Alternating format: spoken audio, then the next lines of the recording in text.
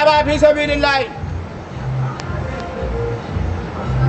Fi sabilillah. Wa alaikum salam.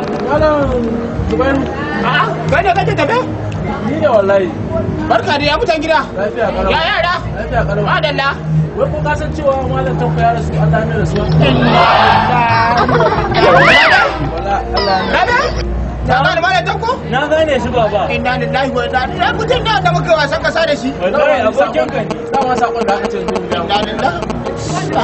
Allah ya mai rasuwa. Baba sai hakuri. Zuka shi magana nake yi ba. Allah zuka shi. Fi sabilillah. Fi sabilillah.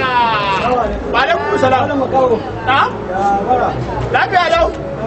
Abokin ka Allah ya mai rasuwa. Inna lillahi wa inna ilaihi raji'un. Ina wajo? Mutumin kirki ne? Wallahi dama sakon da zo ga. Mutumin kirki ne abokina ne. Da tare muka taso da shi. Allah ba mu sa'a. Wanda ga ce bai daɗi ba. Fi sabilillah. Sai hakuri. Na? Subhanallah ya aiki. Lafiya lau. Saurara malam makaho. Na zo in gaya ma ne abokin ka ya rasu. Inna lillahi wa inna ilaihi raji'un. Wane ne? Jikan liman. Jikan liman? Wallahi ya rasu. Rabe?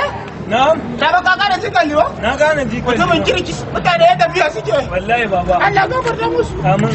Fi sabilillah. Ka sa abin da ya kawo ni? Ba na zo faɗa ma mutuwa bane ne na kuka.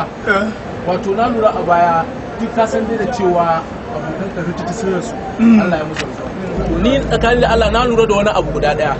Akwai wani a cikin mutanen nan mai yawo da jan hula. Ina ce ji aka ba kai ma jikan liman Bare kuwa. ya rasu. Na na jinka kuka. To na lura da wannan jan hulan in dai ya sa wa mutum wannan jan hula to washe gari sai dai ka ji an ce ya rasu. Iya? Shi yasa na ji wannan gaya ma kai da baka gani ka lura ko in ce dan jagoran ka ya kula sosai. Kan ka kare kai da gurin masu huluna. Wanda ya gani da mai jan hula wannan mutum ya sa ma to kai ma haire mu zo mu kai rahoton cewa Allah ya ma cika. Ba da Allah mutane ya tafiya suke yi. Wallahi To muna muke neman na abinci ma haka za mu tafi. haka za mu tafi. Ba mai jan hula ba din da ya ga mai hula ka suke kai ni.